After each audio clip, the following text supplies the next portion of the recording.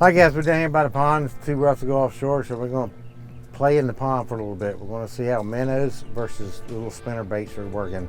I put out my minnow trap here about 2 hours ago. We're going to check it and see if we got any minnows in it. So let's see what happens.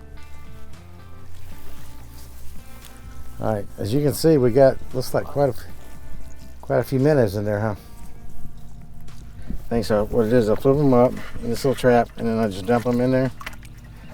Just kind of shake them a little bit this way and shake them a little bit that way, and in a perfect world they'll all go down in there. So not bad. The investment of a minnow trap, if you'd have bought those at the store, it probably cost you about what this little minnow trap cost. I think like $10 or something. It wasn't very expensive. But I find out in the pond though, if I don't move it sometimes a little bit, I don't know if minnows are territorial or they just get used to that trap. So then I'll change it around. So it was over there yonder in that thicker grass. I'm gonna put it down here and I'm gonna push it down just a little bit. You gotta make sure that those openings in here go down close enough that the fish can come in. So I get it about like that. So let's go over here and see what happens. Okay. All right, this rig right here, it's just a standard gold hook. As you can see right here. I like a split shot because it keeps that minnow kind of in a small area. I'm gonna shallow that split shot up just a little bit. I like to keep it about 2 inches off the hook. Then I just use a little cork, and I can adjust my depth depending on how deep the fish are. This is a 10-pound test, just regular mono, nothing real fancy. I'm gonna jump in here and grab me a minnow. Got this minnow like that. Now you can hook the minnow through the eyes. I like to go through the lips because the minnows live longer, but sometimes it's harder to do that. That's with a bum finger, huh? I get it right. So see, I got him hooked up in there. He's real lively. Yesterday, this is where I was getting real good on the spinner. So we're gonna put this down here. I'm gonna leave it here for a second before I throw the spinner out just to see if one grabbed it beforehand. Sometimes you tend to find them closer into the cover, especially like during the daytime, right in the middle of the day. So I might get this guy just a little bit closer. Dealing with. Let's see that roll.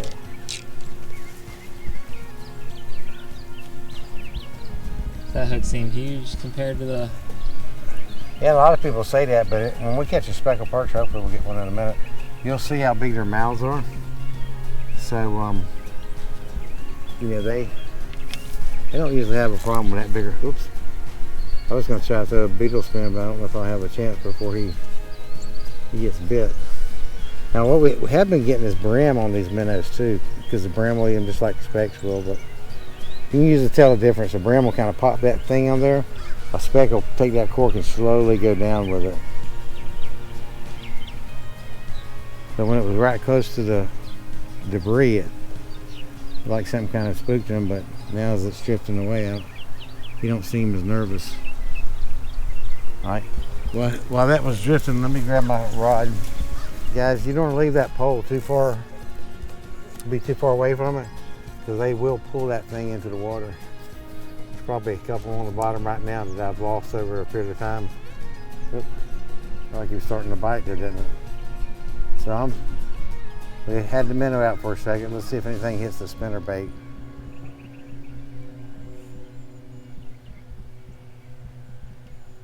Not yet on that one. Like I said, I try to stay close to the edges there of that grass, especially in the middle of the day, because it seems like they use that for cover.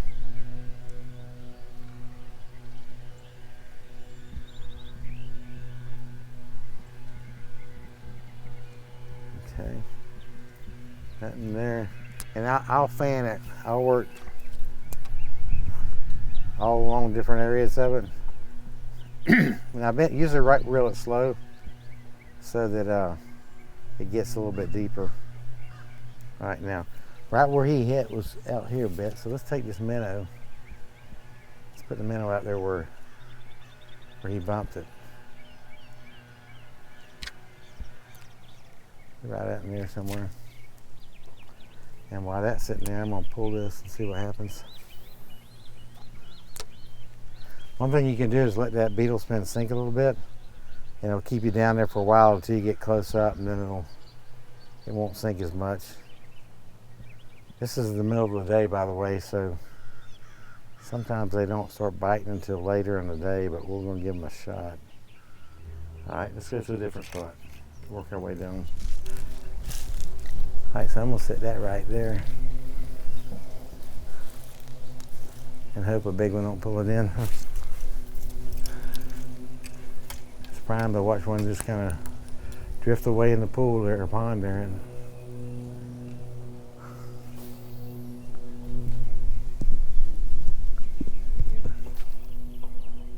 It's what we call dabbing.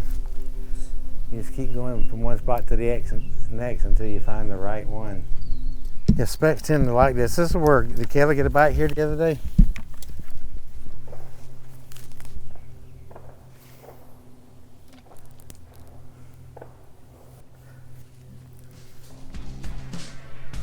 Fish on.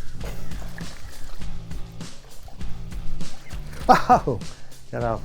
We were going to release him anyhow, but you see how close he was to the pass when he hit?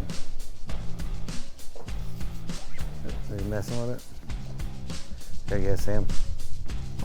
That's probably a speck. See how he slowly pulls it down?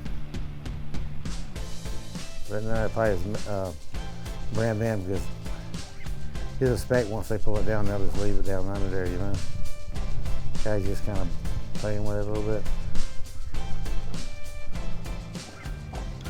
Fish on. Little speckled perch. All right, so now we got a minnow one, and look, it said big old hook.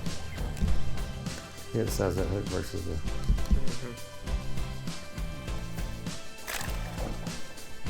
Right, let's see.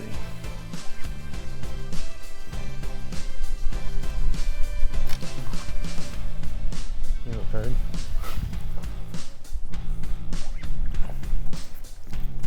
Another little one. 3 back to back. Mm-hmm. Ain't been able to throw the other thing out there, have we? Yeah, these guys are schooling fish, so a lot of times when you get one, you'll probably get more too. So let's see if they, see how small that minnow is compared to the hook.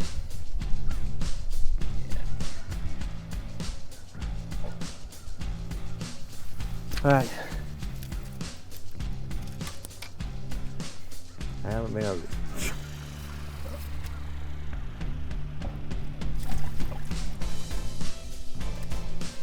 We may not be able to cast one out there, huh?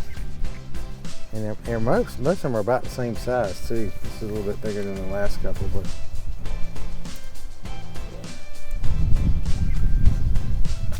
that's 4 and how quick? 3 or 4 minutes. Do you think the school came to us, or do you think it's fired up now? I think that's just they move around on the thing. There goes another one. I think they move around, and then probably looking for bait. When they start finding bait, then they go on the feed. Another one. And it could be a big female that's spawning over here, and then the males kind of hang around and go fertilize the bed. I think they lay their eggs on like the lily pads and limbs and stuff. Kind of getting a bite there, but.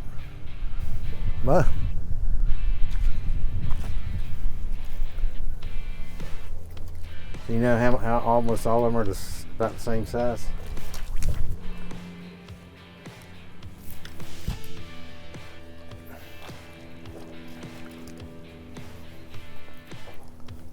Non-stop action.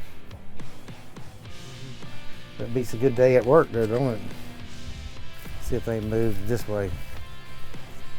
And you see all the minnows in here and around in the grass? It makes you wonder if they're just like down there waiting for a chance to grab one, you know? Mm-hmm. Yeah, so catching your own minnows, I think, is a good thing. I know catching those big wild river shiners is a good thing. There he is again. A little bigger one there, huh? Yeah. Quite a bit bigger than the others, isn't he?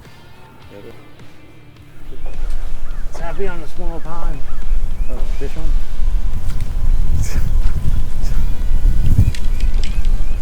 kind of surprised me. I just looked and it wasn't there anymore.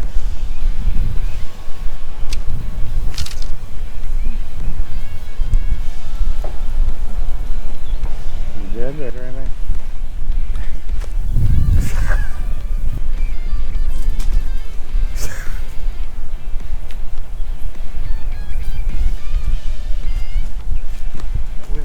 One disaster to another disaster to another disaster, doesn't it? Think the Minnow's still there?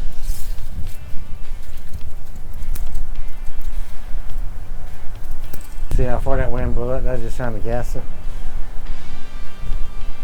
Any tips for casting a cane pulling the wind? Do it good. Do it better than I'm doing it. See it? I threw it over here and it went over that way. That's how fast. There it goes, see him? Fish on it.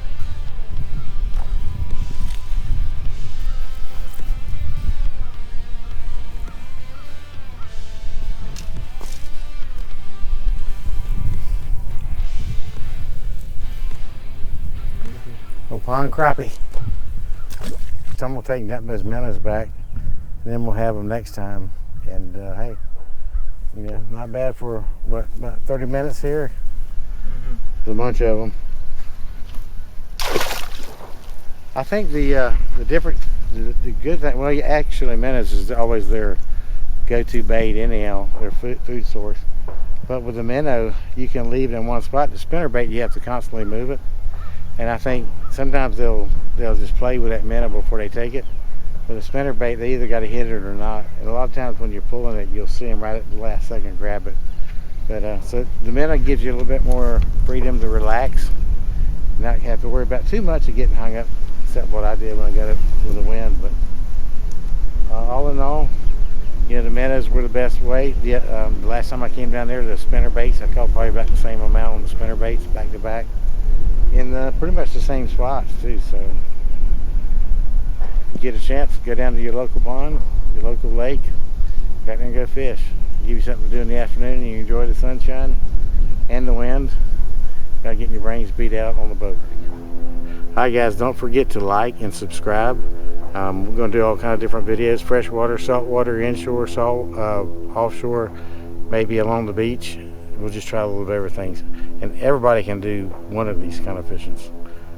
Thanks for watching, and we'll see you on the next edition of Real Hazardous.